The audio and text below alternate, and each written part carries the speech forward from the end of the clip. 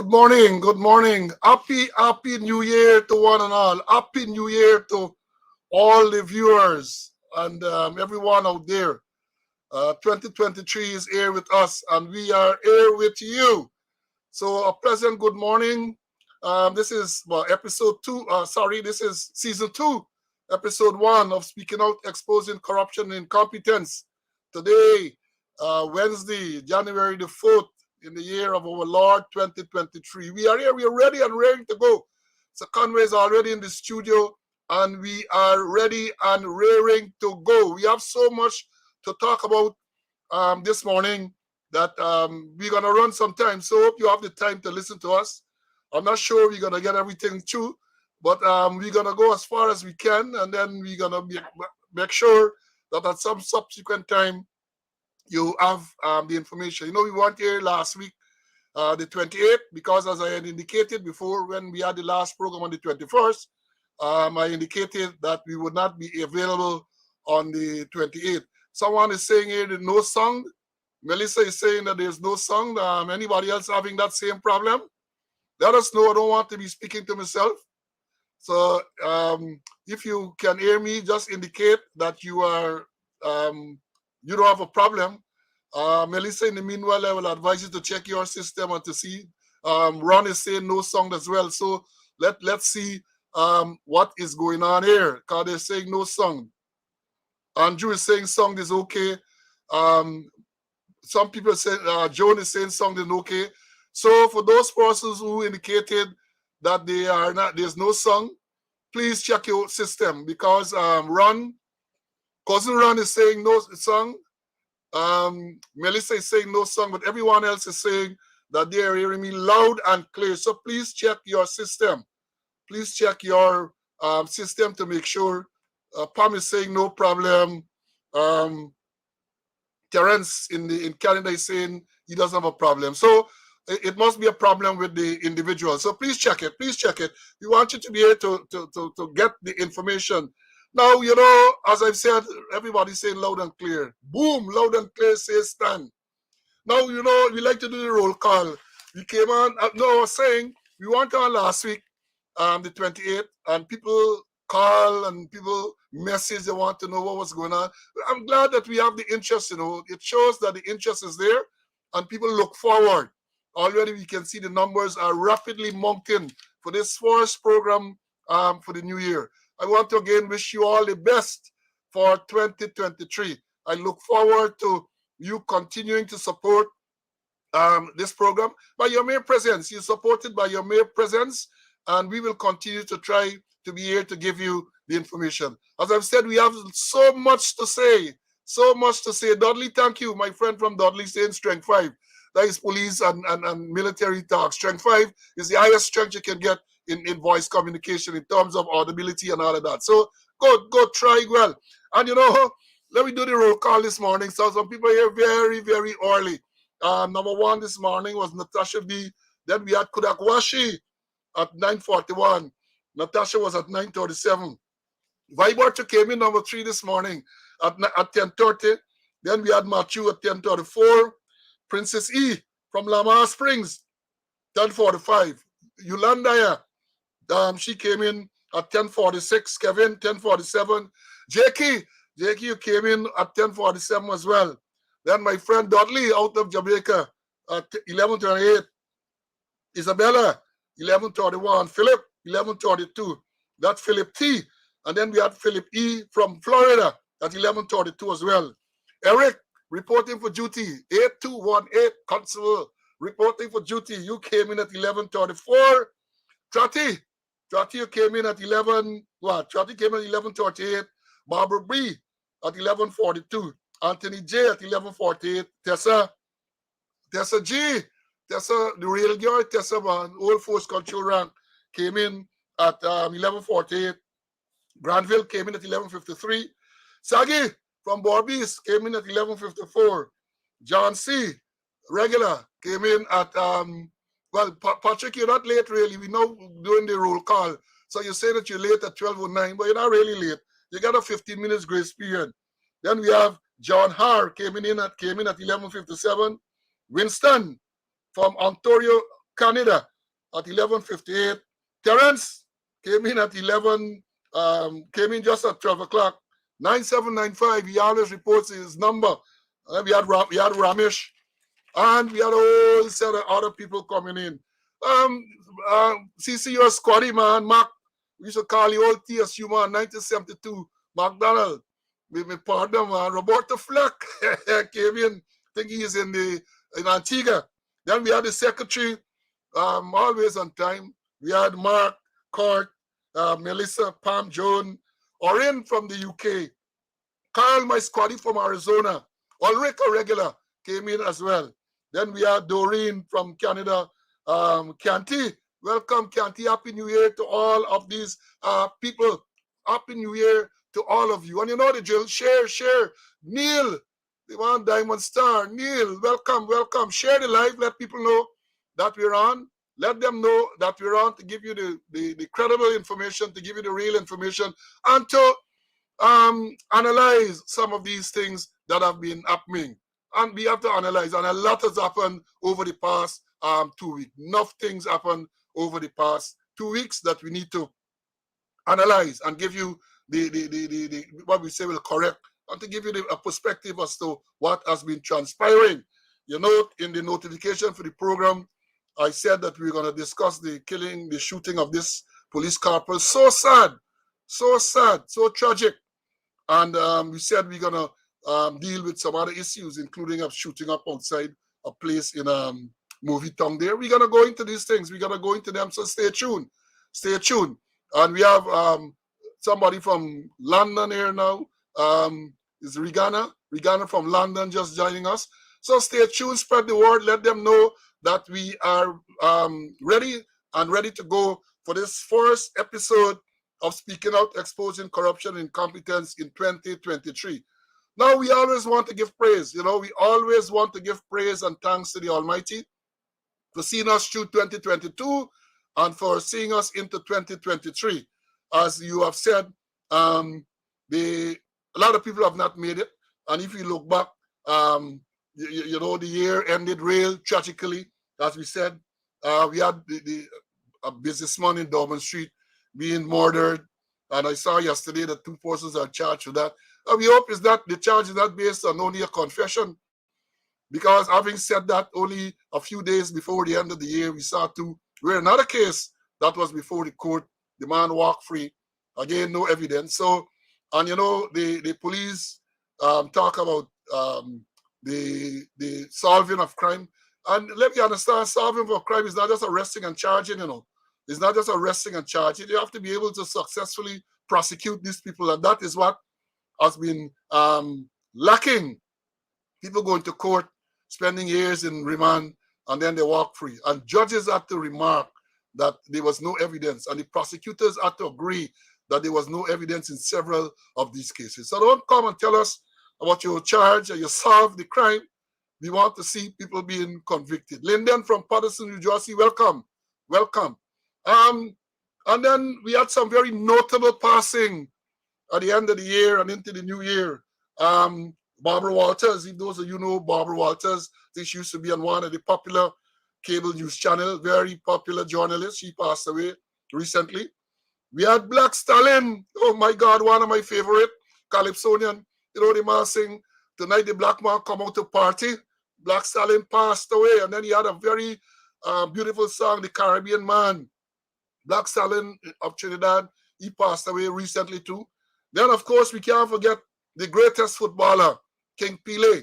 He passed as well. Now, when you talk about football, I'm not a football fan, but certain people are incomparable. When you talk about football, Pele. The greatest all-rounder in cricket in the world, Garfield Sobers, right? You talk about the greatest sprinter, some people tell you about Usain Bolt, some people go to Jesse Owen. You talk about the boxer, the greatest boxer, Muhammad Ali. So King Pele passed away recently. I think the funeral arrangements have started. And of course, we can't forget the Pope, the Benedict XVI. He too passed away recently. And we understand this, you know, no matter how great you are, no matter how powerful you think you be, Jah the big man decides on how things will play out. So you could do all sort of victimization and discrimination and believe that you're the most powerful person in the world. You're doing trumped up charges against people and so on. The day is coming, the day of reckoning is coming, and no one knows when. No matter how great you are, no matter how famous you are, when Jah said, come home, you have to decide. Well, not decide, you have to go. So we had those passings. And, one of the tragic ones in Guyana recently is this accident somewhere on the East Coast where a 6-month-old baby died. A 6-month-old baby died in that accident, right? And we had the passing of the police, and we'll deal with that in great detail. So we want to extend condolences to the surviving relatives of those persons who have mentioned, especially those in Guyana. And then word came to hand only yesterday about the passing of a retired senior superintendent Noel Jones passed away in the US yesterday. Yes, somebody reminded me Singing Francine. Oh yes, Singing Francine also passed away recently. Singing Francine, for those of you who like calypso, Google it. And I also encourage you to Google and you go to YouTube, Black Stallion. Now, if you're a party animal, or if you're a soca, a junkie like me, once you hear Stallion come out with Tonight the Black Man Feeling to Party, you have to get up and shake. You must get up and shake. Tonight the Black Man Feeling to Woogie Woogie. Oh, beautiful song. Listen to the lyrics, not only the music, but listen to the music. One of the great soca of all times. So the Black Stallion has passed. Yeah, Singing Francine has passed. As I've said, 6-month-old baby. So we have to give praise and thanks for being here in the land of the living. And I'm sure we are all appreciative of the fact that we were allowed to see 2023 and allowed to see this morning. But let me bring in my colleague, Mr. Conway, to continue this. CC, good morning, Happy New Year, and welcome to the program. Okay, I think, yeah, go ahead, you were muted. Good morning and Happy New Year to you and all those persons who are listening. Happy to be in the land of the living. And I endorse those statements you made about those persons who passed away. But I'm happy to be here and happy to be able to do the work of the Lord. And thanks for this year also bringing me on your program. Yes, yes. And continue to share the live.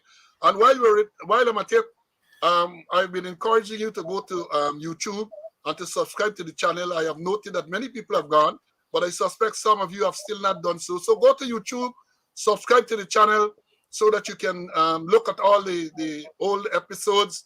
And you can also, when you miss out on the live broadcast, you can go there in your own time and to see and to listen to the program. Yeah, Natasha I saw the thing, Natasha, about the some shooting incident, man complaining that a special rank shot him. We have it to speak about.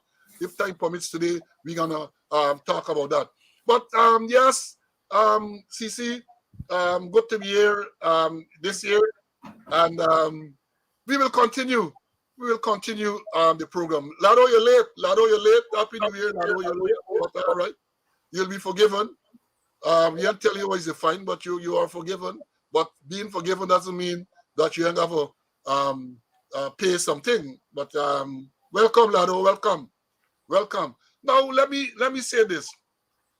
One of the things we saw. First of all, let me. I think I want to congratulate the police ranks and C division. That's what they call now Regional Division C, because we noted over the past week or so, at least over the Christmas period, they were able to recover some 5 firearms. According to the news, they recovered 5 firearms, including one that was stolen from a licensed firearm holder, and 2 were found in the possession of some businessman. One businessman had 2.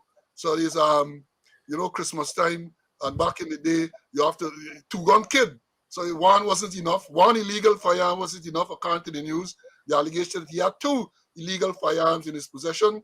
So we want to congratulate the ranks in C Division who were involved.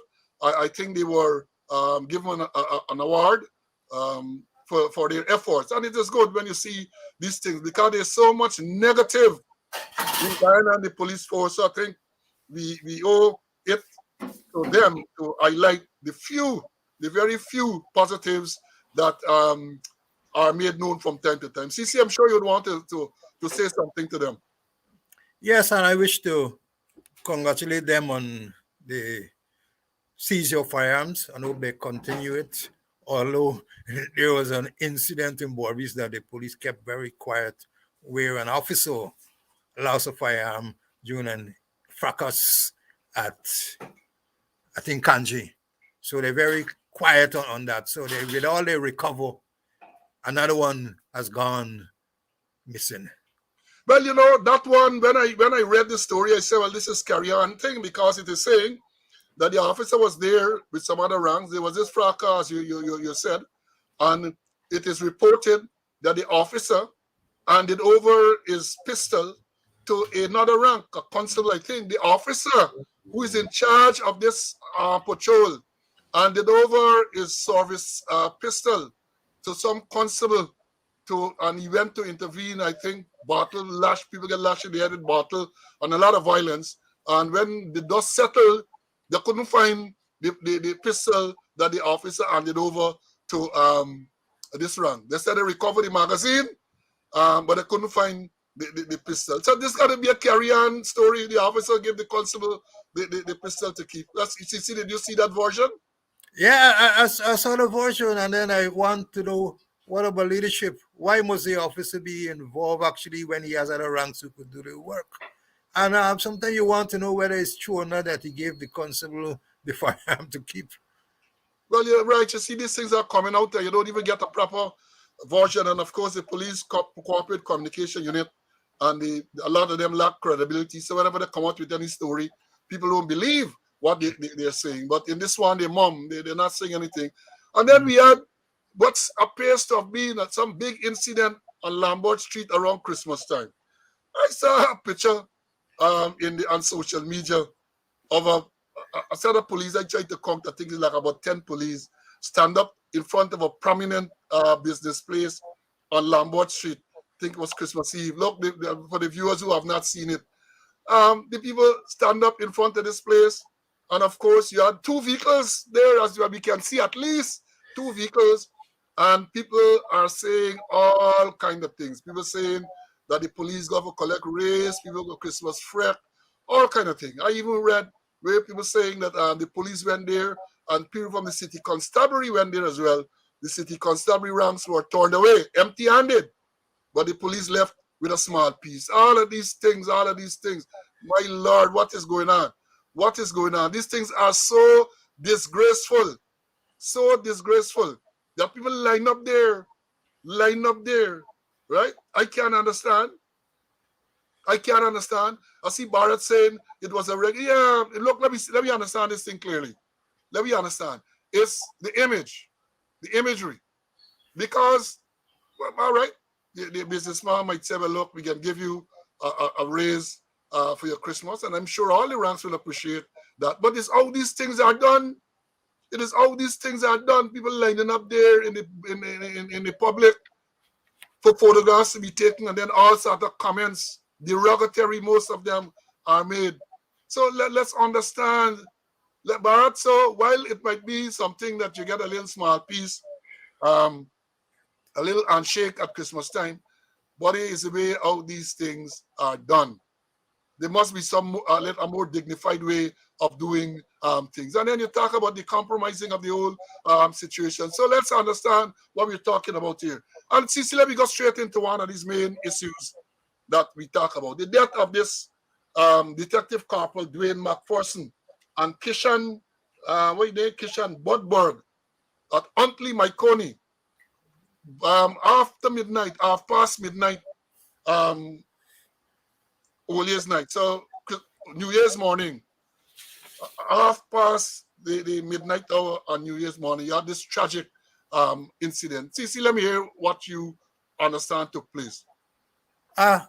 Shocking, Paul, and I saw several reports, and so far the police, they have not come up with anything clear, anything concise, anything in detail to what happened, and it left to speculation, and it's I can't find words to describe what really took place there, Paul. Policeman get shot. One time we hear from the initial report from one of the public relations officer of the top man is that the police shot at the guy, the bullet passed through him and then hit the police corporal McPherson and killed him. And then you're hearing different versions of what took place. The the killing, I want to believe, that the when you may fire, the use of force has gone through the window. Force Order number 33 of 69, which was published several times, when to use fire. I agree that the use of force, including deadly force, sometimes you have to use it. But in using it, Paul, you have to be reasonable. I can recall uh, reading a case, Graham versus Connors in 1989. It's an American case, but it's very instructive. And it was say, the calculus of reasonableness must embody allowance for the fact that the police officers are often forced to make split-second judgments in circumstances that at times are uncertain and rapidly evolving about the amount of force necessary in a particular situation. This thing is about the reasonable objective of its reasonableness. And from what I'm hearing, there was no reasonableness there. It looked as though the shooting was unjust. And the commissioner mentioned that he's transparent, whatever that may mean, and there'll be a transparent investigation. But so far, and from time to time they give us update, and so far very little update has come to play.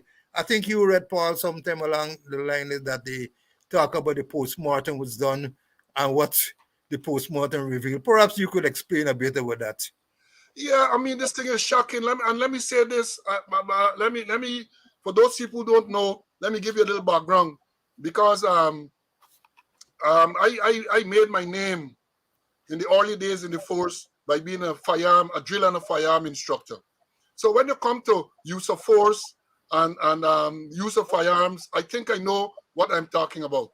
I had the good fortune and the privilege of attending the FBI, and one of the courses I did at the FBI Academy in Quantico, Virginia, was the management of deadly force. And again, people know that I have been associated in competitive shooting early in the days as a pistol shot, then with the Guyana National Rifle Association, with the West Indies shooting council. So I think I know something about firearms and the use of force. And when I read the first report, which, as you rightly said, suggested that they went to arrest this man and there was a scuffle between the police, the now deceased corporal, and the man we went to arrest. And the suggestion was from the same PR man that a wrong was discharged in the direction. And they suggested that the one bullet, one wrong that was discharged, struck the man and then passed through and hit the corporal, killing both of them. Well, that is not impossible, because depending on the type of firearm you're using, yeah, a bullet can pass through. You use a rifle, assault rifle, that can very well happen. But then when you go on to read the thing, the postmortem examination, as carried in the media, suggests that both men were shot multiple times. The postmortem examination revealed that the police corporal was shot twice in his neck, and that the other man, Bodberg, was shot at least 3 times. So this, and people say accident. This can't be no accident. Let me tell you what I used to teach people when I lectured and when I teach people to use firearm. There's nothing like an accidental discharge when you are using a firearm. Nothing like an accidental discharge. And I used to jokingly tell them, the only time you get an accidentally discharge is when a male sleeping in the night. A male sleeping at night, he might get an accidental discharge. But when you come to firearms, there's nothing like accidental discharge. Somebody had to apply a lot of pressure to the trigger for this thing to happen. And it brings a lot of things into question. And as you rightly pointed out, the police are mum. They're not making any sensible statement. So the man who sits in the chair speaks about a comprehensive investigation. So I want to know if all investigations are not comprehensive. He speaks about doing a comprehensive investigation. Whenever they speak, you have to take everything that they say with a bag of salt, because their default mode is to try and cover up. So as you rightly pointed out, this thing happened. They rushed to the home of the deceased corporal to comfort his mother and thing, and say, well, we're going to have a proper investigation. And then the man says that we're going to take care of the funeral. So, you know how to take care of the funeral? That is in law. The Police Act says that has to happen when a policeman dies. The government got to take care of his funeral, and they got to look after the educational needs of this 4-year-old. Them thing is not fluff and enough talk. A lot of fluff and a lot of talk. They made a lot of statements when Quinlan Bacchus was killed again, and by now that dead. You ain't hearing anything more. So this whole thing is very, very worrying, and it raises a lot of questions. It raises, and I have some of them listed here, what the initial report said, and then what the PM report shows, which contradicts what was being said before. You know, the first thing I'm going to say, well, what was carried forth? There wasn't a police report. Why is police giving man the information, as they always do? The police feed the information that one bullet, and that is immediately the cover-up mode, one bullet fire killing the 2 men. When the post-mortem examination now revealed that both men, the police corporal, 2 shots to his neck, according to the post-mortem report. This other man, Bodberg, at least 3 shots to his chest and all over the place and so on. So, and you know, interestingly, CC, as an old firearm instructor, old man at the TSU, old man in charge of the TSU, a man with the Rifle Association and all that, they haven't stated what firearm was used. And according to the media, the postmortem said that they are entry wounds, but they are no exit wounds. That's what the postmortem seems to suggest. Based on here, I'm going on what is in the media, that they are entry wounds and no exit wounds, which suggests that the bullets were in the body, which further suggests that perhaps it wasn't an high-powered rifle or firearm that was used. So the bullets are large. I hope they are recovered for ballistic purposes, you know. I hope they are recovered for ballistic purposes, because I noted that 2 ranks are under close arrest. 2 ranks, which suggests that both may have had some involvement. And if both of them were armed, then you need ballistic evidence to link them, one or more, to this, what is clearly a crime. What to me is clearly a crime, because all that they have said, there is no justification whatsoever for for shots have been fired. According to their report again, 2 men are scuffling. This man resisting arrest and fighting with the corporal, and they're saying that this other policeman shot in their direction. That is what they're saying in the report. That is callousness to the highest degree.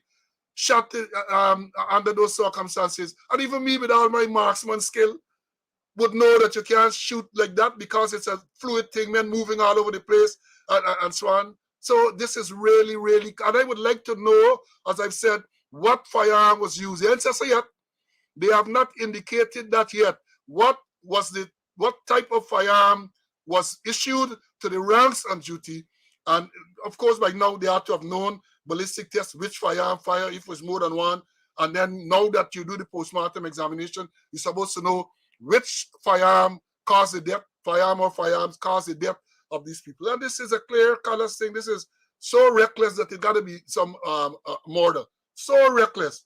And then it brings into mind, if you are to believe what they said, 2 men scuffling, and a man decide that he's going to shoot, perhaps with an intention to hit one, right? Which is so stupid, so reckless. All right. What type of training this man get? what type of training he has to be making that type of foolish decision, reckless decision, two men's coffee and you're shooting. What type of training he has? What type of training? I would like to know that. What type of training, right? I want to know what's the nature of the report. Based on what they're saying, is that there was some report that someone was injured. They had some stabbing up incident, and they responded to this report. So they responded to the report fully armed, I guess. Um, and the relevant standing order, CC spoke about one, when you may fire. I am saying this here now. I am saying this now. And I know they're listening from the places in Brigham, from the places at Evelary and Rapsheet and elsewhere. I am saying this here now. Record me, as you normally do, right? The problem is people are being given firearms, policemen included, to go on duty, and they have little or no training, no competency in the use of these firearms. Check it out. And this is something for the minister and his advisors to check. Check it out. Police go through the training, the initial training, and they do what we call familiarization shooting. So you pass through the college, you're taken to the range, maybe with one or two firearms. You fire a 5 or a 6 rounds from a revolver or a pistol, some rounds, perhaps a little bit more from a rifle. And that's it. That's it. We used to have back in the day annual training, weekly firearm training for ranks at headquarters and the division and in the other divisions. I know because when I was a young instructor, I used to have to make out the drill training program for people to do. So we will make out the program from headquarters, send it, and we'll send people to train and to keep them. But you have people running around the place with guns, and they don't know how to use it. They don't know when to use it. And when I say how to use it, we're not here talking here about the mechanics. We're talking about when. The Forsada that Mr. Conway spoke about, when you can fire, when you can legally shoot at someone. And from all indication, there was no cause for this man to shoot, and a man end up dead. CC?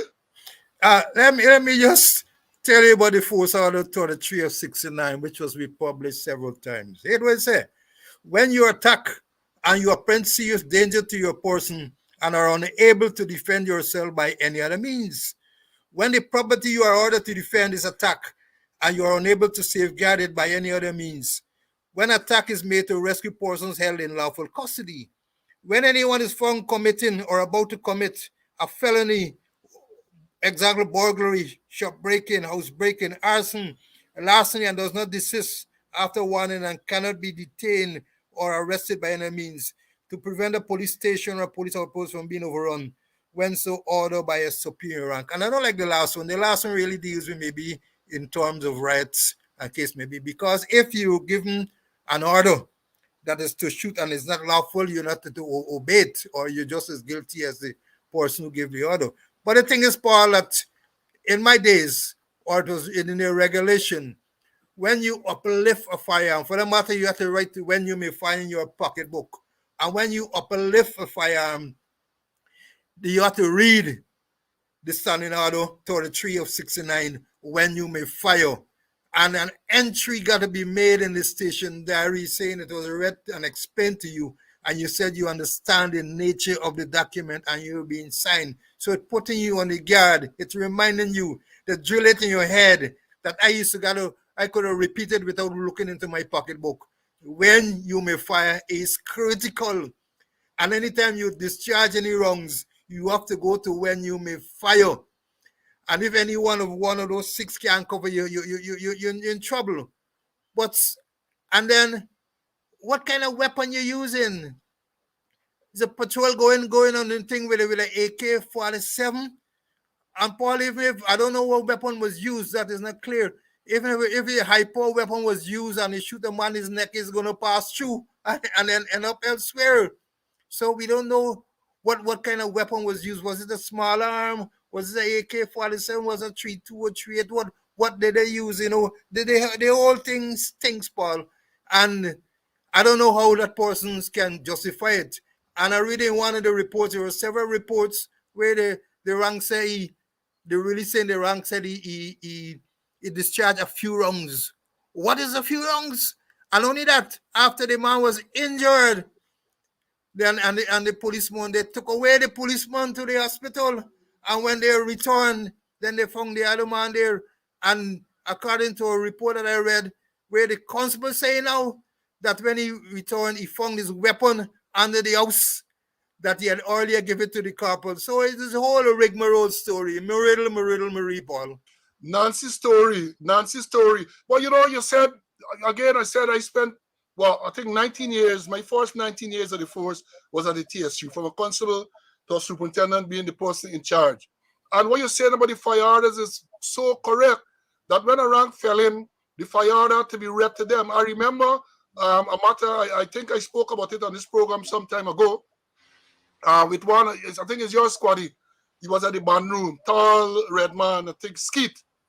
Skeet was at the band room, and Skeet was never trained to use firearms. And when he came to the TSU on confinement to barracks, the famous Daco Cummins decided to send him on duty at the Benab or someplace like that, and told him to go and to uplift a revolver to go on duty. And then it was discovered that the man was not trained in the use of firearm. So Skeet then smiled and he went to the sergeant. He said, Sarge, I can't go on duty because I was never trained. I'm a bandman, and I was never trained to use a firearm. So Doc, you know what was Daco's response? Daco said, tell the diarist. Diarist said, okay, Bookie on duty with a button as per revolver. So Bookie asked for revolver with a button. Give a button and let him go on duty. It was a big laugh at the TSU. And when you're talking about the type of firearm that persons are armed with, my friend, there is no rationale. And I want to give two examples. Go now to the Guyana Revenue Authority on Camp Street. You will see a special constable there with a shotgun. He has a shotgun. I think it's a 12-gauge shotgun. So one of the busiest buildings in the city, a security is there with a shotgun. If something happens and the shotgun go off, you're sure innocent persons are going to be injured or killed. So that's the type of thinking.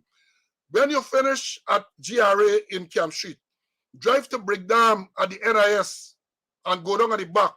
You're going to see a special constable there on duty with a submachine gun. And let me repeat, with a submachine gun. It used to be a Beretta or something like that. I observe it. Whenever I have to go there, it's in and out as quickly as possible. Because I know that if anything were to happen, right, innocent people are going to be injured or killed. Let me understand it. I know that. So therefore, in terms of people making some rational decision as to what type of firearm people must go on specific duty with, that don't happen, man. Just pick up and go on. And again, I challenge the people who are listening and who are going to report, do a random check. Do a random check. Go around the tongue. I'm talking about police. See policemen with firearm, whether they're patrolling on foot or in vehicle, and ask them about the same when you will fire. Let them tell you what the standing orders say about when you will fire. And I am saying to you, no, without any fear of being successfully contradicted, 90% or perhaps even more would not be able to read out that thing when you may fire, and yet still they're pamposetting all over the place with firearm. And when it comes to the private security and private individuals, it is even worse. It is even worse. So we come back to the same issue that was editorialized in Stabrook News some time ago about too many guns in the tongue and the lack of training. Even the minister, I think some time ago, not so long ago, made a statement about the need to review the whole process. I am hoping that this incident will be the catalyst to have this thing. A man lost his life under those circumstances, a policeman, 30 minutes into the new year. 30 minutes into the new year. And CC, you talk about a man who sits in the chair talking about periodic or frequent updates. Don't hold your breath. Don't hold your breath, because I'm saying that following the Boscom revelation and this hurriedly called press conference to debunk the allegation that went south, the people are media shy. The people are media shy. They're frightened for face the media to tell the truth because their version of the truth, they like Kellyanne Conway from the Trump administration. They have alternative facts. They have alternative facts. But facts, according to former Commissioner Henry Fraser, are stubborn things. They are stubborn things. Facts are facts. They're not going anyplace. But again, very tragic incident. And as I said, I hope this, and let me say this. The man who sits in the chair talk about a comprehensive investigation. This isn't called for no ordinary investigation. This investigation should not be about what took place half an hour after midnight on on Sunday. This should be a more comprehensive thing. I would think, in the Army, they have what they call a board of inquiry. This requires something more comprehensive so they can look into the whole issue of training, the issue of how people, what type of firearm people go on duty with. It calls for something very comprehensive so that such a tragic mistake, well, I didn't even show it's a mistake, such a tragic incident should not happen again. So, CC, let's go. Well, they listen, and it's not about it. Many times it's not about the message, it's about the messenger because Slow and Conway say they are not likely to take any action. So let's see what will happen. Ramesh, yes. Ramesh said earlier when we spoke about the Lambert Street, he said he's alleging that the police band went in front of the same people's residence on the morning, sometime during Christmas, to play. So you see where things are. You see where things are. Right. So, CC, anything else on this issue? Yeah, and the whole thing boils down, as you mentioned, Paul, that in terms of the training, many ranks were not trained to use those high power weapons. I remember Silal Prasad had some 3 months and 4 months who police and who graduated, and they never went to the Timir rifle ranges and use those high power weapons, but they're in the system, and I show that they're now using those weapons, the training, and not their Paul. And then the thing is that who do you give weapons to, especially high power weapons? I remember in my days, certain ranks, the sergeant never used to give him a trait to use. He said, "Hey, but you don't behave bad. You just behave little crazy, and you can't use no weapons." So they used to give him a baton. Remember in those days we used to call it buttons during when the minister Stanley The Moore most was special, man. SMS, the most special. SMS. That you say, hey, check a SMS, you can't get no weapon. You gotta get a button, as the case may be. So it's important. And if we get back to Paul, to that Lombard Street story, it's so unprofessional, it's so unethical, that ranks are lining up there to accept what I call gratuities, a gift or a favor, usually in the form of money in return of service. So they go and they get their freebies. And then later on, you hear, hey, but we can't do the man nothing, or do we employ nothing because the man was nice you up when Christmas time come and when holiday come. It leads to where the rank would easily slip down the slope of the slippery slope of corruption. And when those freebies are not behavable, they would start demand by menace and commit serious offenses. So you got to be careful in terms of who you take things from, yeah? Look at the personality who's giving. Say, hey, I want you thing by because you know thing. And remember that Bascom, when they want to debunk him, a story, and when they want to show that he's unethical, they mention that Bascom was living in a house free, it was rent free, owned by a certain businessman. And it's the same businessman, Paul, they collected 10 vehicles from. Yes. And you see, so I remember. police would see that at the time, so the VC would say, monkey see, monkey do. do.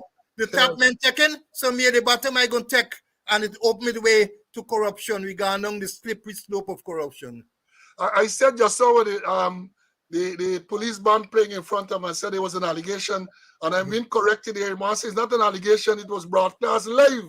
Yeah. So it was broadcast live. So my apologies to the man, to Ramesh. Ramesh said it was broadcast live. So it broadcast live is not something that is alleged.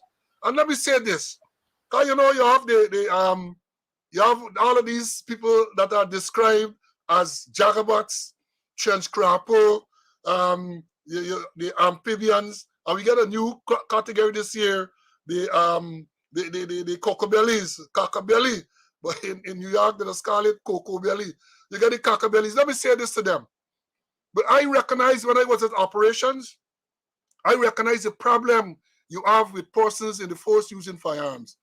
And I got the help of, again, look at it. SO19 is the British equivalent to SWAT. And I was advised, and we had started a program to say that each and every member of the force must be licensed to carry firearms, special type of firearms. So you get your license, which says that you're competent to use a revolver, maybe a pistol, a revolver and a pistol, or a rifle as the case may be, or a shotgun. That program had started because the idea was that when persons train, then they qualify to use particular type of firearm. So when they turn up to a station or some location to get a firearm, you have to satisfy yourself that they are trained and competent in the use of this particular firearm. That doesn't happen.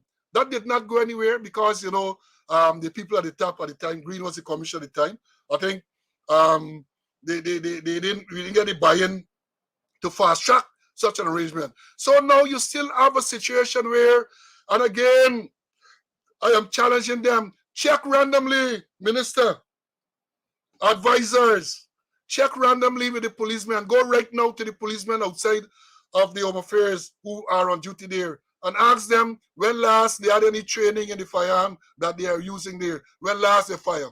You will be surprised to know some of them, from time the initial training, they never fire the weapon again. Never again. And that is a problem you have, lack of training. And I am saying here now that when a member of the force is issued a firearm and an incident such as the one we are talking about occurs, and the investigation reveals that this person wasn't properly trained to use a firearm, the police force must be liable. The police force who issued the firearm to the man must be liable. And that will happen. I remember further when I was a young firearm instructor, at least on 2 occasions, I had to go to court to give evidence. And what the evidence I had to give? Policemen used the firearm to which they were issued inappropriately. They were charged, and before the court, I had to go to court as a firearm instructor and to give evidence as to the type of training the particular person went through. We even have to, again, check the records. We even went so far to try, these things are not even included in the ranks personal file. So if you pull a ranks personal file now, you will not see what type of training he did, firearm training I'm referring to, and how frequently, and there's no arrangement in the system for requalification, so to speak. I mentioned here again at the FBI Academy where I was many years ago, the special agents, in order for you to carry firearm, you have to come in and recertify on a frequent basis, whether it was twice a year, annually, you can't remember, but you have to go and requalify yourself to carry and use a firearm. That don't happen in the force in Guyana. That don't happen. So I'm sure you have people with 15, 20 years service who maybe have used the firearm once or twice. So you must have these type of disastrous incidents. You see, before we move on, anything else on this matter? I mean, we spent some time, but I think it was deserving.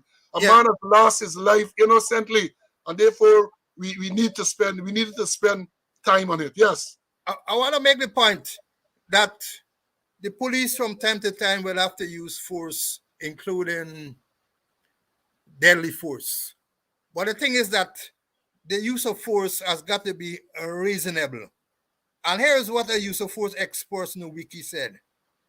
There are 3 rules relating to the use of force. Rule number 1 is that you go home the same way as when you went to work, alive. Rule number 2 is that you don't go to prison. Rule number 3 is that you keep your job. And he stated, if your use of force is reasonable, you protect yourself, your agency, the community, and even your assailant. But when in doubt, always remember rule number 1. It's very instructive. Yeah. Let me just respond. Reasonableness. Yeah. Let me just respond, Bharat. Yes, Bharat is saying not when last.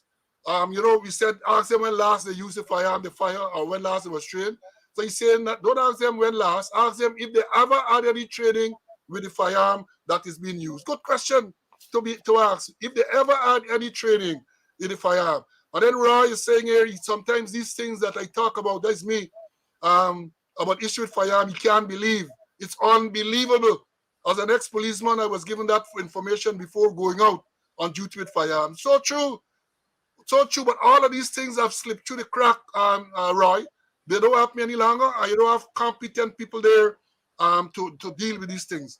They are more now politicians. So you will see them running around the place and cutting ribbon and going to rodeo and all sorts of things they're involved in. They're sharing out things. And cooking too. Yeah, they're cooking and they're For the sharing out president. things to community. While some of those things are good, but you got your core functions that you got to perform. Your core functions. And if I remember well, I mean, aging, but I can't forget these things. Your core function is the prevention and detection of crime and the successful prosecution of offenders against the same. That is what you are going to be judged by. Now, how many ribbon you cut, how many potter cook up your store, how many rodeo you went to. The people are lost. And all of these things are a reflection of poor leadership. So the Lombard Street incident, the incident at Huntley Myconi that we talk about there, and all of these incidents are a reflection of leadership, poor leadership.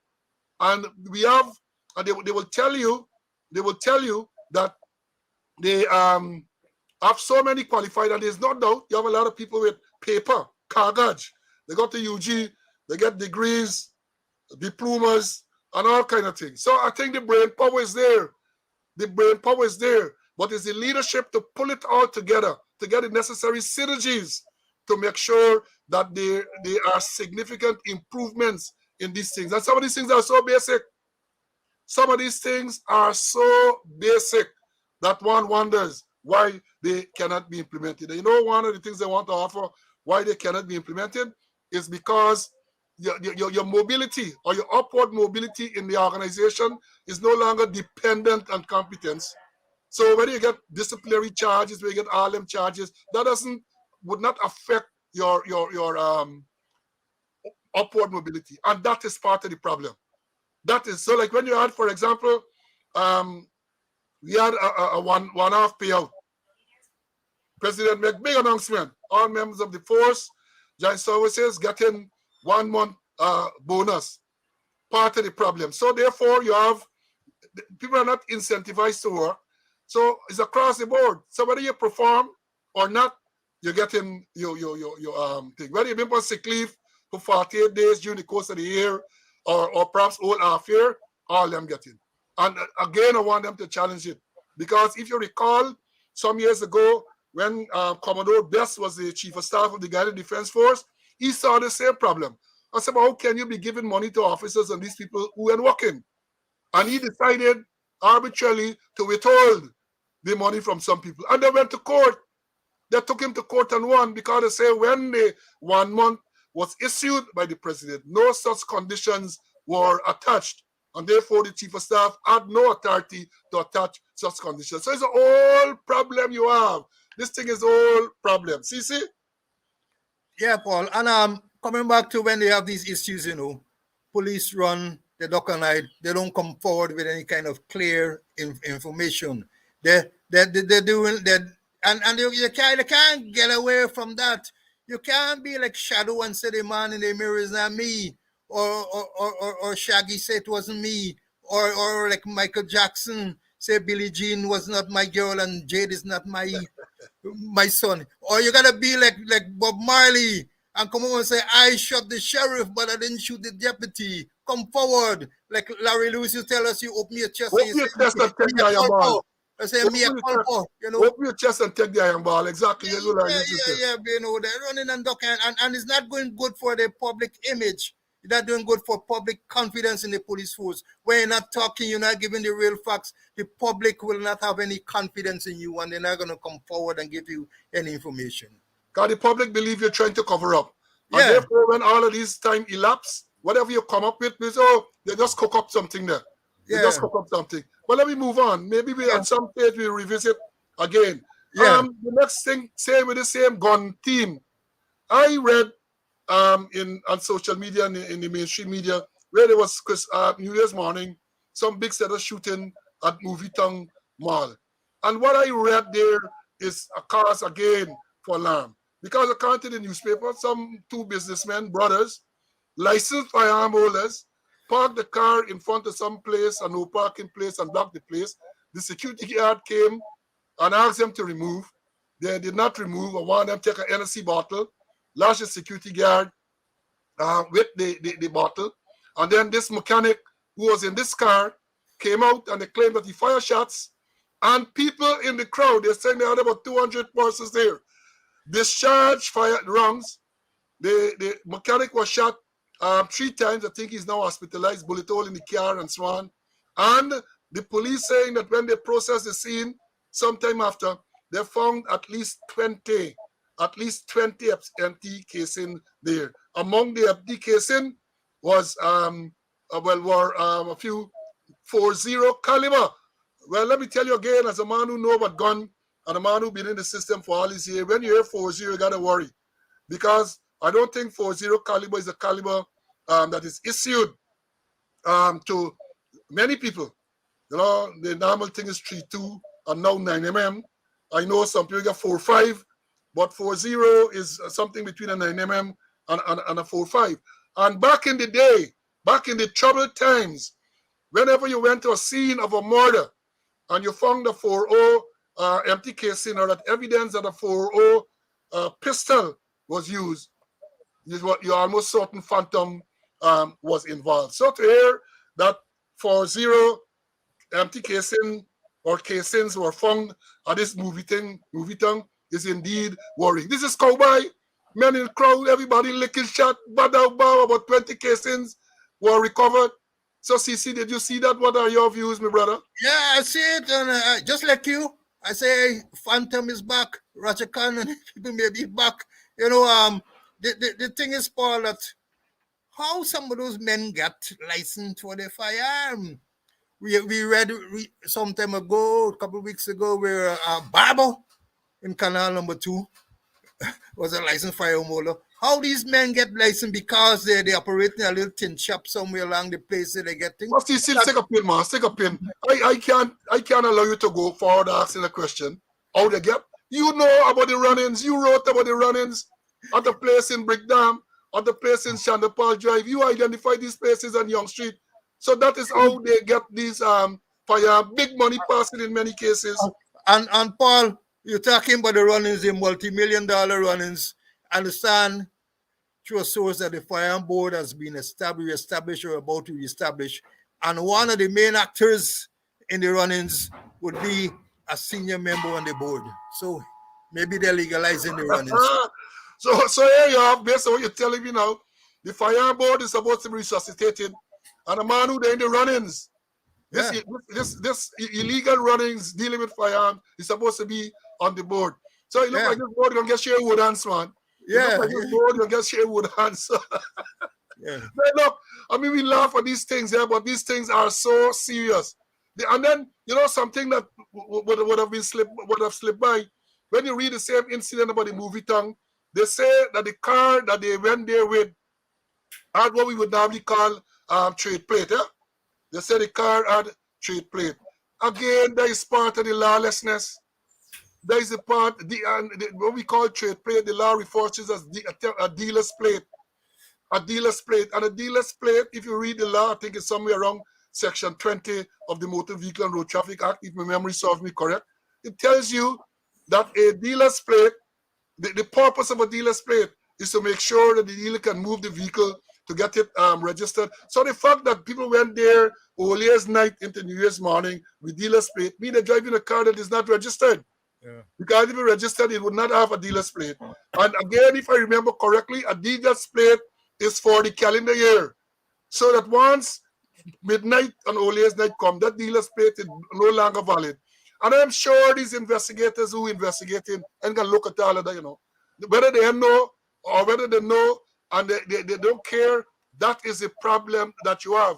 So you have the situation, two men roll up and man tell you don't park it for whatever reason. Man get a lash in the head with a bottle, Tennessee. And then a big encounter ensued. Shots fired and so on. This is cowboy story, man. Back into what you have to get Watorp or someone of them big time marshal in the West to come and tame this stung that we're going on. You have to get those people to tame. Now continue to share the life, continue to share the life, right? Continue to share the life. Then these are they have fancy cars and name brand outfit. That's what they have. And once you have that, you're calling the shots. As long as you have that fancy car. So even if they should not have a trade plate, because trade plate, I remember back in the day, is during business hours. Yeah. So on holidays and weekends, you can't drive a car with trade plate. I'm sure the law is still the same. In the night, you can't drive a car with trade plate because the purpose of the trade plate is to allow certain things to be done, registration, repairs, and so on to the vehicle. So that is the craziness that we have. That is the craziness that you have going on, where we gonna have these yeah, and Terence reminded me a dealer's plate cannot be used after 6 p.m.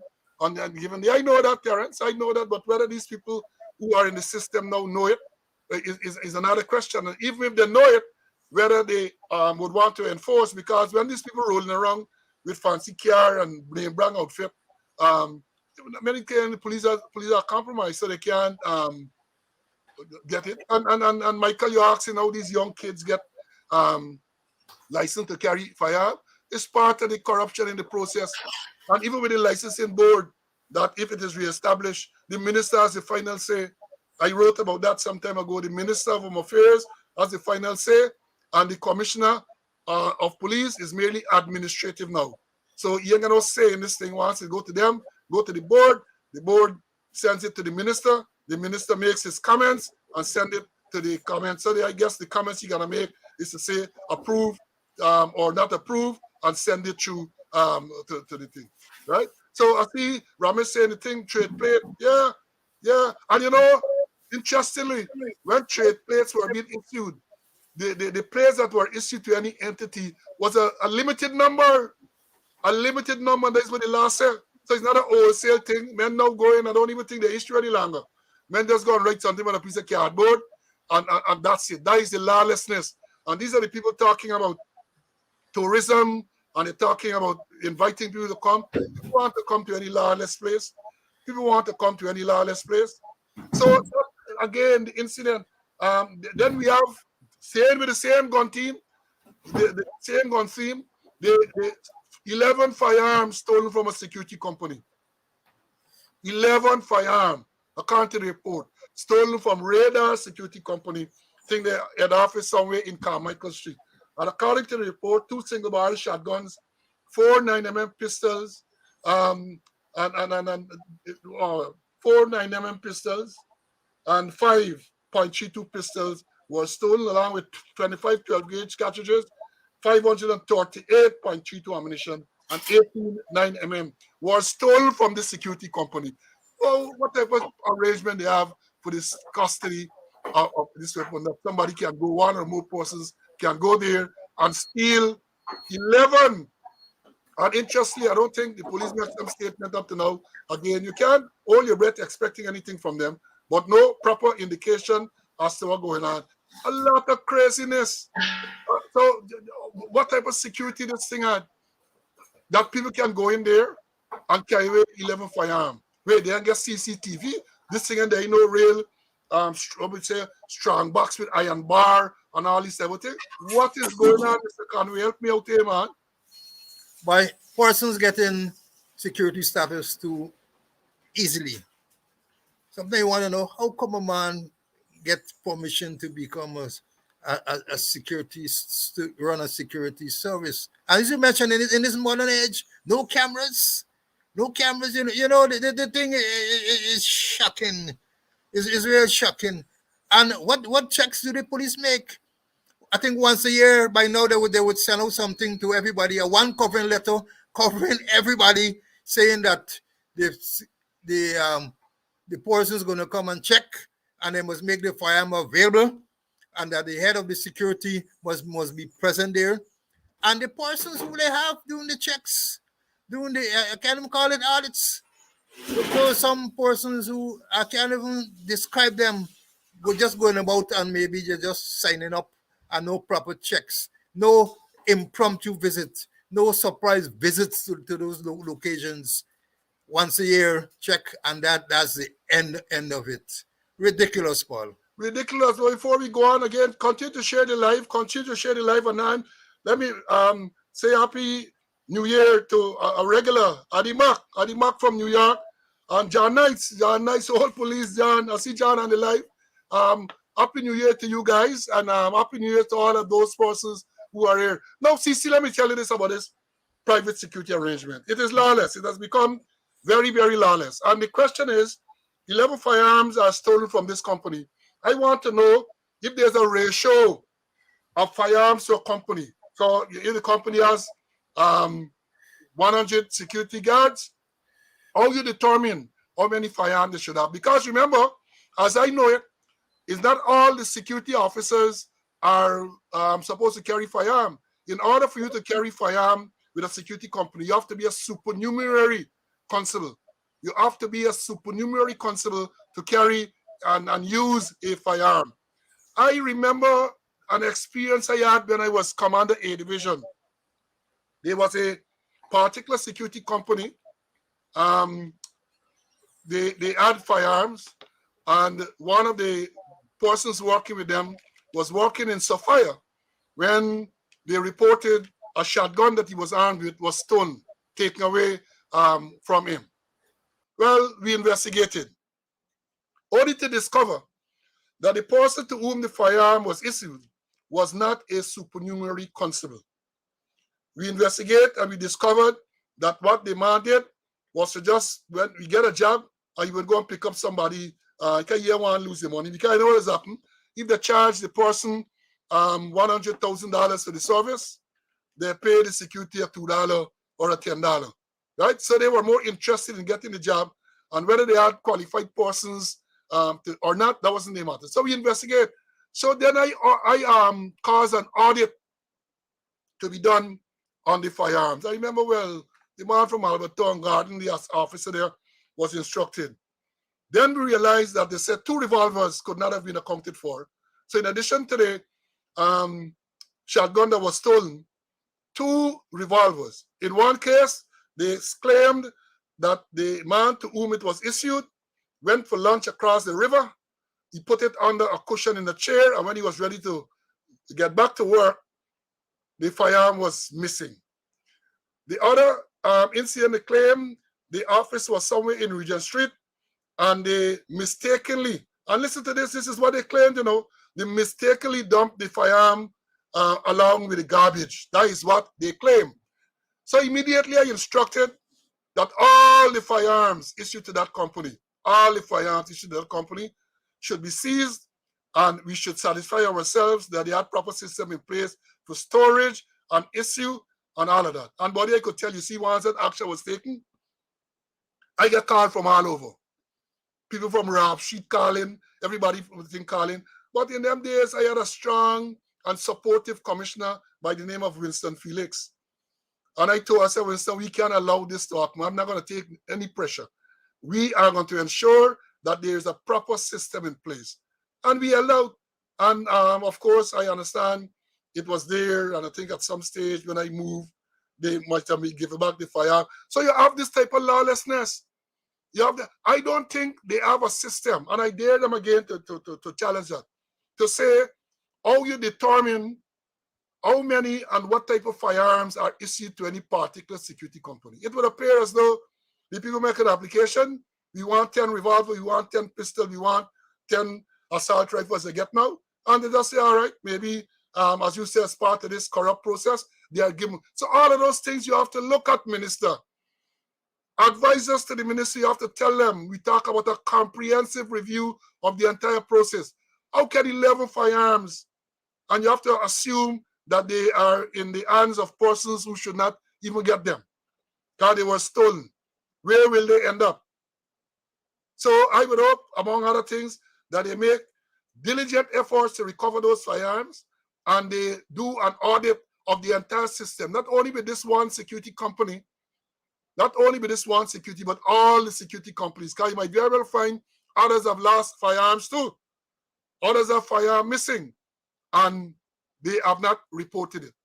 And coming around to this time of the year, let me give you all some free advice. Some free advice. At the start of every year is the best time to do your audit, because at some stage shortly, they'll have to come to renew those firearm license. And therefore, you will get an opportunity to examine the firearms and to make sure that the firearms are still in possession of the company, and do the systems audit to make sure they have a proper system in place to issue out this firearm to people who are authorized legally to use them. You know, we have went so far. Let me give you a little more advice that the security guard who is on duty supposed to get a copy of the license of the firearm that he's carrying, so that if you roll up, you're just supposed to be using every firearm. Let me understand this clearly. So when you roll up, you can say, police, let me see the license you have for this shotgun. I am sure all them things fall through. All of those things have fallen through, and that is part of the issue we have. CC? I endorse what you said, Paul, and I also had an incident when I was Commander Borbis. Going through Pitt Street, I saw one of my countrymen guarding a place there with a shotgun. I know he never had no military training. And so I stopped and asked, I said, where you had training? He said he never had a training. I say, were you sworn as a supernumerary? No. So I seized the firearm, and I conducted an investigation, and they run to Henry Green, who was commissioner. And I told the commissioner, say, I don't need them. I'm checking at the others, because they have two categories of security. Those that carry arms and those that don't carry arms. When some company discovered all of them carrying arms with no training, so they were given the opportunity to put themselves in order. So I know a lot of people with no training, and they just give them a firearm, because normally people want armed guard. So you get a vacancy for armed guard, and you just pick up a man, give a firearm, and send him there. And not only that, the armed guard, they pay more for an armed guard. They pay more for an armed guard than a guard who's not on. And there, let me tell you this, let you look around. Go to all them supermarket around the place. You see men standing there with shotgun. Men with shotgun. I recall in civilian clothing. In civilian clothing and shotgun. Men stand up there with shotgun. I see a man with an AK, with an AR rifle, sometime months ago. Man guard in the supermarket at Triumph. The man early morning, the man there with an AR rifle, stand up there posing for take picture with somebody. That's the type of lawlessness you have. Yeah. That is the type of lawlessness, and I'm saying that if it continues like this, you're gonna have more unfortunate incidents. You had so many incidents in recent time. Security guards so many excuse, shoot and hit some innocent person.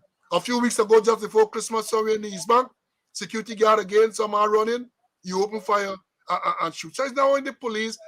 All categories of persons who are carrying firearm need to be properly trained. All categories, whether it's police, whether it's individual persons, private citizens, whether they are security persons, the training in the use of firearm in Ghana is almost non-existent. And let me say this further. Even the persons who from time to time are tasked with the responsibility of training, many of them lack the requisite knowledge. I can tell you that as a former firearm instructor. I can tell you they lack the requisite knowledge. I did a check on that when I was sitting in the chair of Deputy Commissioner Operations some years ago. I went down to the TSU and did a check and was appalled at the lack of knowledge that these people who they say are instructors. They say that they're instructors, so they are the ones who are supposed to teach the recruits and other people, and they don't know. So what you're teaching? What are you teaching? And you have to have a standard. You have to, let me say this.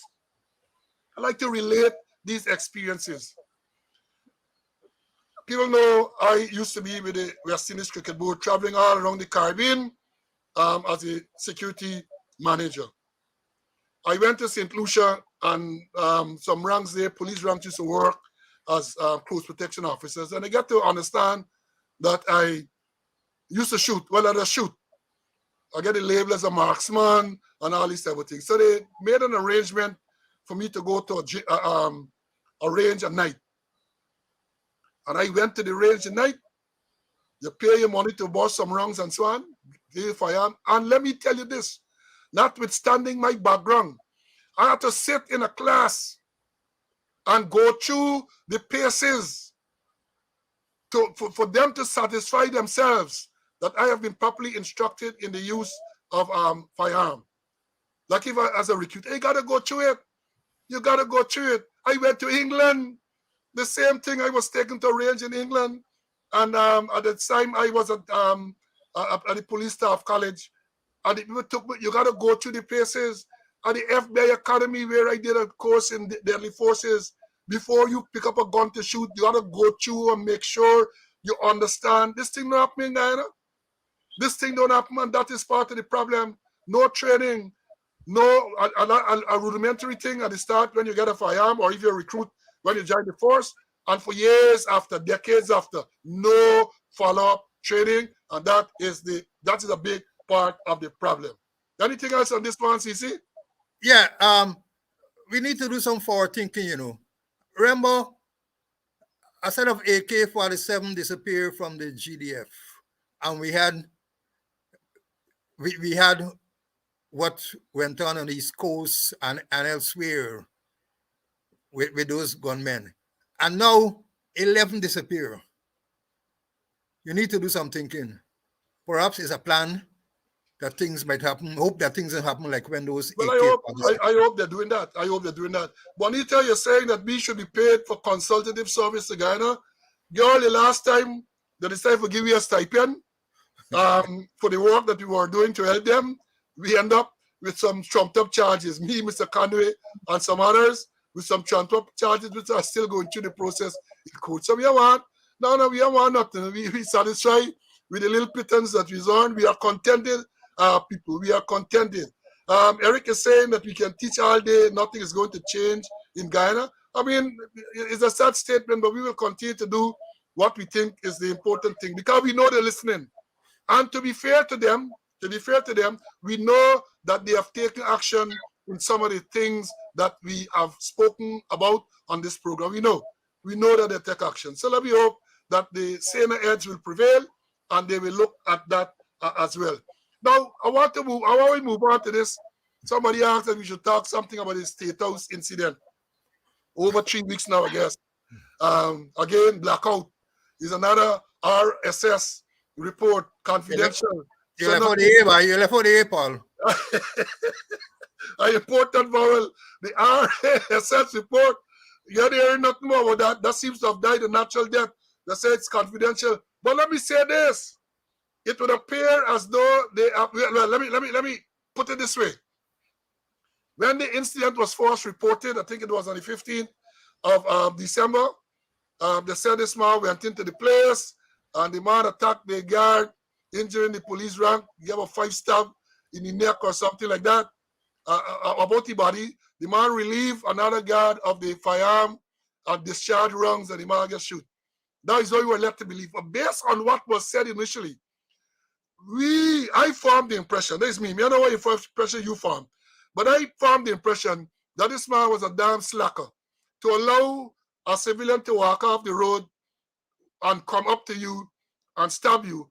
I say the man was a slacker. But it would appear as though there have been significant developments in this matter because I see the man get promoted, well, on the bed, used to know about on the spot promotion. They're going to on the bed, the man promoted to corporal on his bed. The president turned up and pinned the 2 stripes on the man pajama. See, this, you should get no big thing and stretch out magazine and all these satirical review shows on the radio and on the TV. But this is the next one. This man who we were led to believe, because we still have to believe that's the only thing we get, that this man was less than alert and he allowed someone to go in there and to stab him. But now this man is being rewarded for bravery. So I have to say that apparently there has been significant development in this matter, which shows that the man acted bravely in preventing any further incident. What is your take on that, CC? Paul, the resurrected Dr. Peter principle that you promote in incompetence. And then how is it being done? The president, according to the news report, the Chronicle, the Stabrook, according to the man who one of the PRO for Hurricane, that the president promoted. The president can't promote nobody. Lance Corporal to sergeant is the commissioner. Inspector to assistant commissioner is a police service commission. And the president can only appoint deputy commissioner and commissioner in keeping with the Constitution, Article 211. So how in heaven's name? And then you put on a two-stripe on a man pajama? Mickey Mouse story, Paul. Mickey Mouse story. Hey, you got look in me days, he wouldn't have lived the dog cars. People refer to you as a pajama corporal. Yeah. In me days, something like that would happen. And let me say this. Some years ago, I was a sergeant. I will never forget.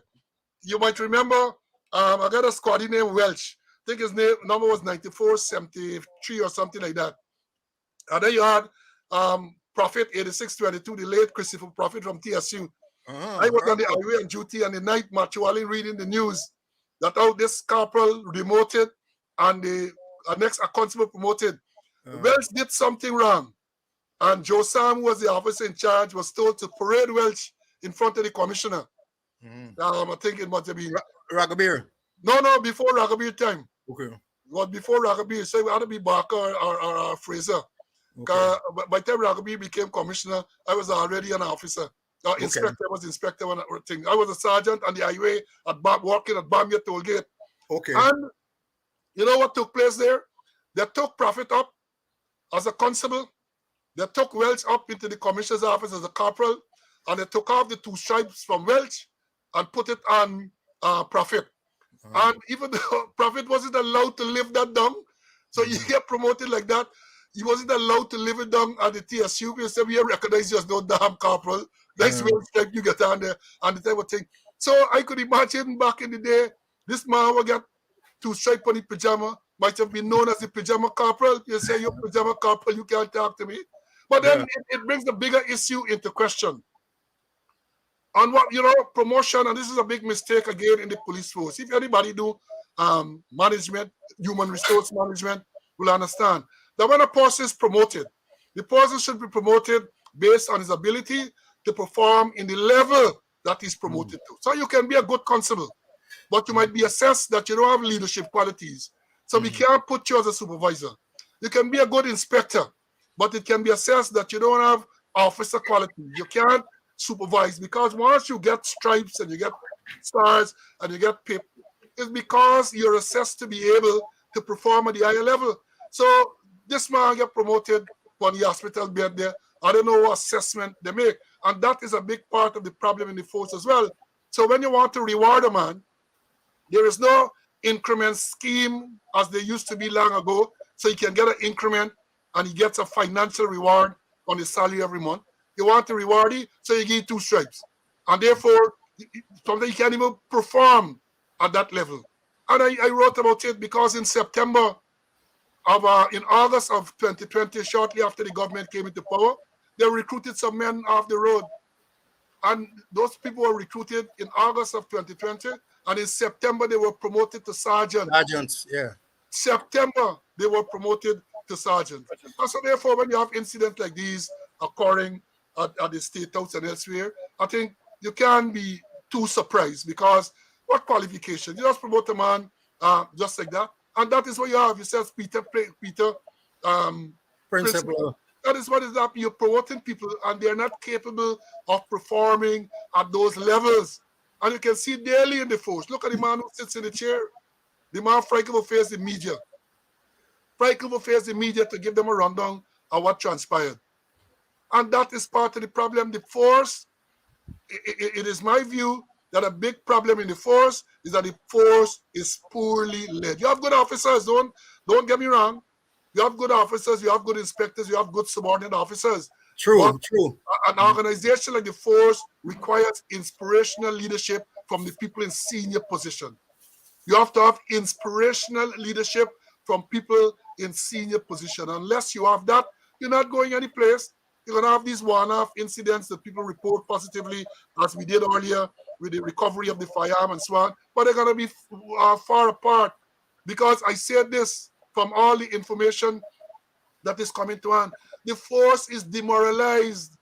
the force is demoralized, and once the force remains demoralized, you're gonna get all sorts of issue. Imagine how the people in the force are feeling and reacting to the news that one of their colleagues was shot and killed under these circumstances, and you're hearing nothing from the people who sit at the top. Imagine men who go on patrol now looking at one another and decide, by I'm too sure I want to go with this man. This man is a wild man. That is the type of thing that you have. One would have thought, especially now that the new year has started, that they're going to decide, hey, we are going to review this whole training thing, this whole issue of firearm. And you know, police forces and all these people, even the private security and the private individual, carrying a firearm is a very expensive thing. Not only the cost of the gun itself, but you have to train and you have to shoot frequently. At least, don't let me say frequently, at least periodically, to make sure that you understand what is going. You don't have that. Everything now maybe is COVID. So since COVID in 2020, no training, nothing at all is going on. No training, but yes, still people turn up and they're driving around the place with all sort of long gun, as people would say. And let me say this, buddy, it's a miracle that more disastrous incidents are not occurring. It's a miracle, given the amount of untrained people we have out there running around with firearms. You see? I agree with you, Paul. I agree with you that they need to revamp the whole training, and maybe another program we talk about training. It called for a whole episode because nothing is being going on. And as I mentioned that persons in the Felix Austin College board beats has no foundation in training. Essequibo, the same thing. Georgetown, the same thing. The force training officer is the same thing.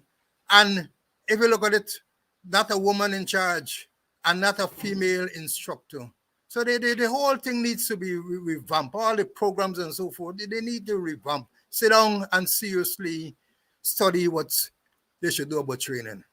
Yeah, I mean, training is in any organization, especially an organization like the police, Ghana Police Force.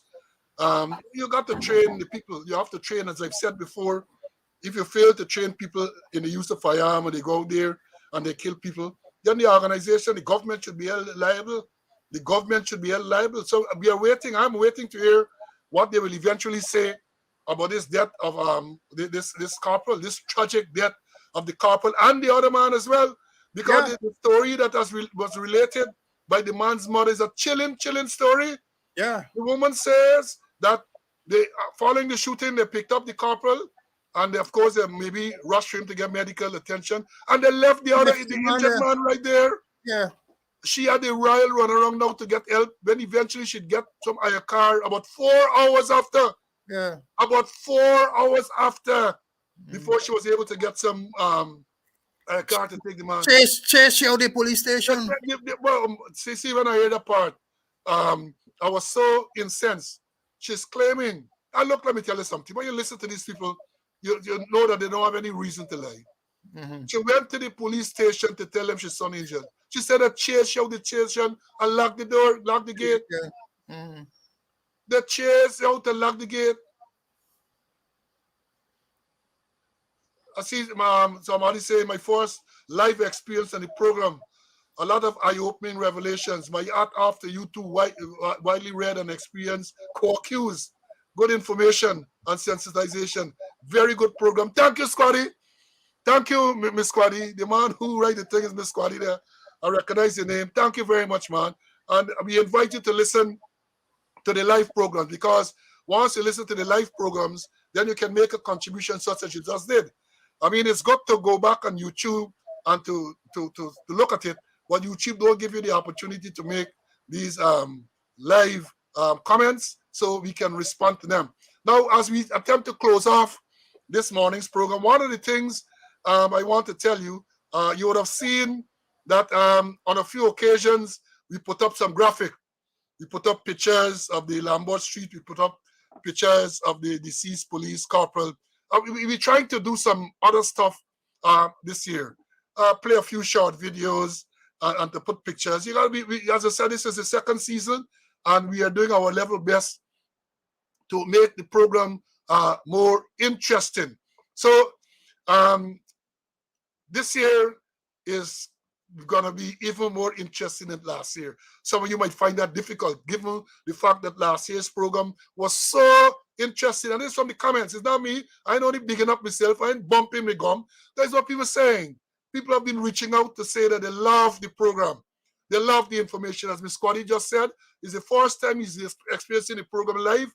And he's thanking us, he's praising us for what we are doing, and we will continue. We will continue. I invite persons who are listening. You get information you want to share the information. Vibot, you're correct. Training is an ongoing process. Even though they said training is an ongoing process, you recall that not so long ago, I think around Christmas time, when the man who sits in the chair talk about training, he excluded certain ranks. He excluded certain ranks. So they don't understand that. The same man spoke some time ago, CC will recall that, about training for security company, where they're supposed to get some training program. Again, I said these things are already talked. These things are already talked because since then, we have not heard anything more about that. So they talk and try to fool you, the members of the public. They're fooling me because I big, but I ain't stupid. I can pick sense out of nonsense. Enough fluff. It is enough fluff. And that is what they come. A lot of propaganda. A lot of propaganda. The corporate communication unit. Not a word.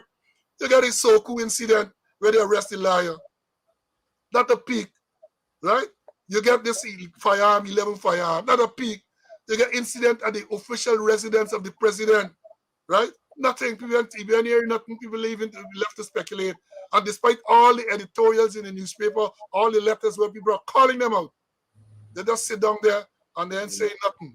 They sit there and they are not saying nothing. That is what we have. CC, any closing remarks? Yeah, I'm going to be a bit unusual, but I think it's going to be effective. I recall about 2 years ago, Pastor Dully Chan, the force chaplain, prayed for the police at the opening of the police officers conference at the Culture Center, National Culture Center. And in Labor time, he got a letter from admin rescinding his position as a force chaplain. Happy, who was commissioner, wasn't aware of this. I think the decision was made at Home Affairs. That is the time when Home Affairs used to encourage the Gang of Five to work against Happy. The president got involved and Happy had to rescind that order. Now, I'm going to be a bit unusual. I want to pray for the Guyana Police Force. I know they can't do me anything, right? Like that, what they did with Pastor Dulchan. And here we go. Almighty and everlasting Father, I pray that you inspire the man who is working as a commissioner of police. Deputy Commissioner Dr. Paul Williams, all the assistant commissioners, the senior superintendent, the superintendent, the deputy superintendent, the assistant superintendent, cadet officers, chief inspectors, sergeants, corporals, lance corporals, constable, members of the neighborhood police, members of the special constabulary, members of the community police group. Lord, I pray that you will inspire them to have cool heads, to have clean hands, to have warm hearts, and to have a passion for the job and for you, dear Lord. I repeat, I know you're listening, Lord, but inspire them to have clean hands, cool heads, warm hearts, and a passion for the force and a passion for you, God. In Jesus' name, amen. Well said, Brother CC. Well said, Brother CC. Maybe, as you said, they can't knock you off as a chaplain. But I join you in praying that at least we're going to see something positive coming out of the force. You can see something positive. I see Terence saying that the incident we referred to, where the strikes were taken from Welch and given to Prophet, was during like Barker's time. So you remember the story. You gotta remember these things, when we come here and we say things, We don't make up story, you know. We don't make up story. Welch, Carpal Welch, and 8622. I remember Prophet Number Well was my countryman. And I remember the thing was I think it was a Wednesday too, because if I remember correctly, but Much Walling had a program on the air, and I was listening to the news and light at Bami on the highway, where we used to send TSU ranks to work. I was the sergeant in charge at the time, and that thing happened. So yeah, we're not making this thing up. So CC, thank you very much for your continued participation, and have a good rest of the day and onward. Thank you very much, and I look forward to the next episode. Right, folks. We have come to the end of this episode, season 2, episode 1 for 2023. I want to again, as I would normally do, as I did in 2022, encourage you to be safe and to say that COVID is very much around. I read, I think it was yesterday, that recently 3 persons died in Ghana from COVID. So it is still around. And if COVID is around and people are dying, and all the activities we would have had for the festive seasons, one can anticipate that you're likely to hear about more cases. Hope they don't result in death, because people might have been immunized by now, and so on. Paddy is complimenting you, CC, for a very inspiring prayer. I want to compliment you for it as well. Somebody say amen, Pastor CC. And thank you, guys. Barbara saying thank you, guys, for another inspiring program. Yeah, we will continue to do what is necessary. We will continue, and hopefully they're going to make little and little impact. So take care of yourselves, take care of your loved ones, and God's willing, next Wednesday, that Wednesday going to be the 11th of January, we will join you again at 11 o'clock Eastern Standard Time. That's New York time. That's 12 o'clock, 12 noon Guyana time, for another episode of Speaking Out, Exposing Corruption and Incompetence. Again, I want to leave by encouraging you all to go to YouTube. I know you know, so don't bluff me. I ain't taking bluff like them, because I'm going to go to YouTube shortly after. I'm going to see how many persons have subscribed. Excuse me. So go to YouTube and subscribe, and we will see you next week for the new episode 2 of season 2. For now, take care, and God bless you all.